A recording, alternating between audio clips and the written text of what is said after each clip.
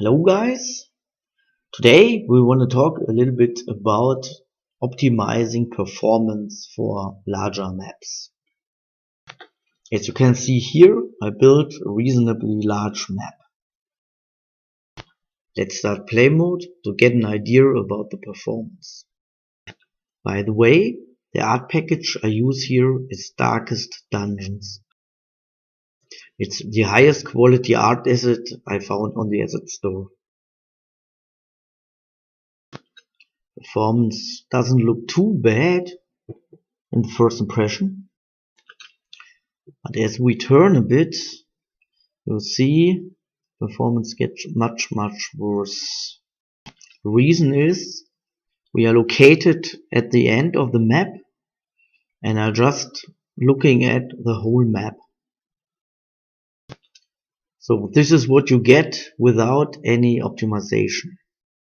It doesn't matter if you use SnapTool to construct your map or if you use the vanilla Unity editor. It's the same performance. SnapTool has exactly zero overhead performance wise.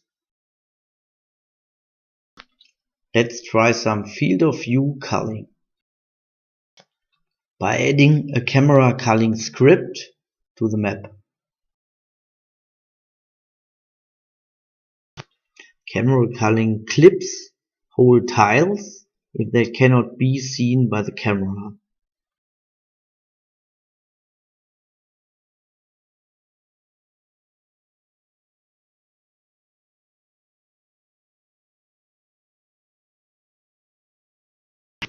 As you see, performance didn't change much, if at all.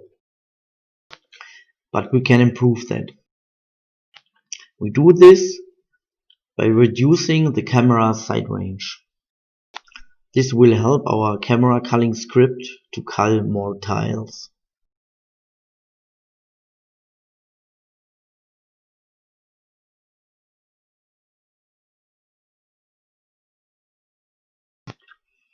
As you see, frame rate has vastly improved and we don't have these jumps anymore.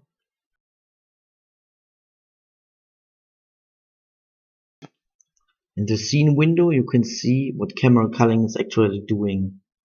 Culls whole tiles. So if camera culling is good enough for you, just use it and set a matching camera side range. But we have better options.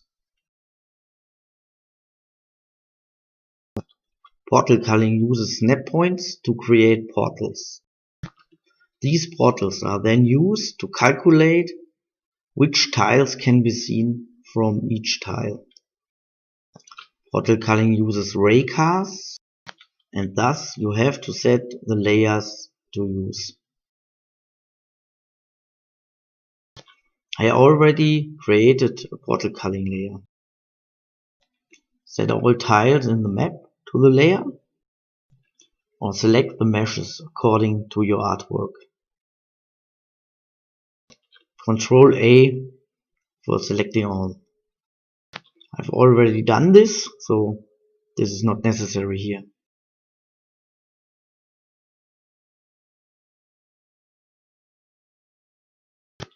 Set the layer to our portal culling script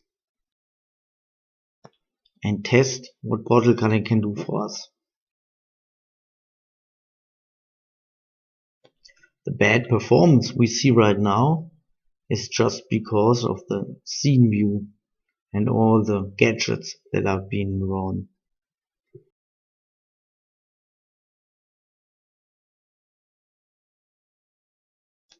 Portal culling can use its own camera culling, which can improve performance even more.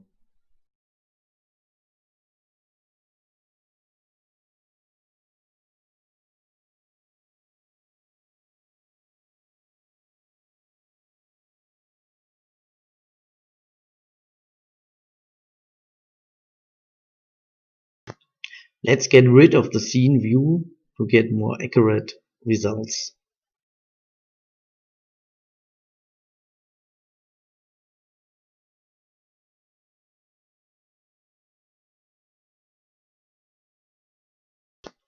As you can see, we get much better performance and no hiccups anymore.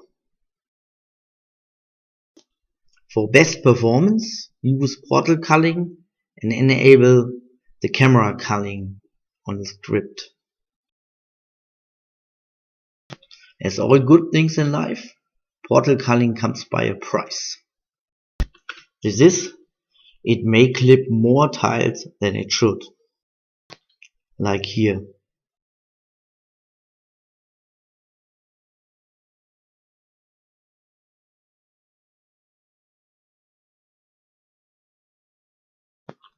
We can fight this in two ways. First is to change the way the raycasting is done. In the portal culling script, we can set several snap point offsets. This will increase the chance to detect these edge cases. And really depends on the artwork you are working with.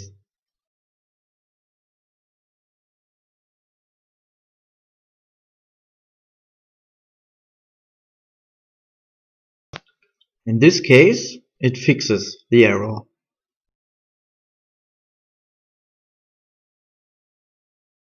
But we have another option, which is probably more convenient in many cases.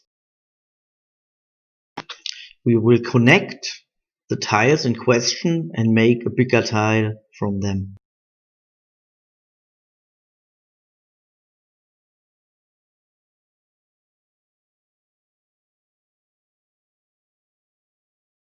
To do this, just select one game object from every tile you want to combine. Right click on one of them, then choose SnapTool2 Combine Tiles in Map.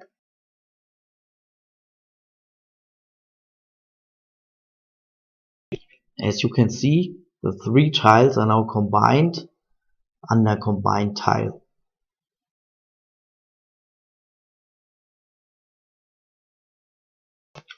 You could make a prefab from it and use it as a tile, like just any other tile, if you like. Last thing we're gonna talk about is how you can plug into portal culling to do your own optimizations. This map contains lots of torches. These consist of particle systems and lots of lights, as you see here. Not good for performance, of course. What if we could disable all of them on a tile if this tile is disabled? This is why portal culling and camera culling have a plug-in mechanism. There's an example how to use it in portal culling CS. You write your own notification function and just add it to portal culling on enable disable tile.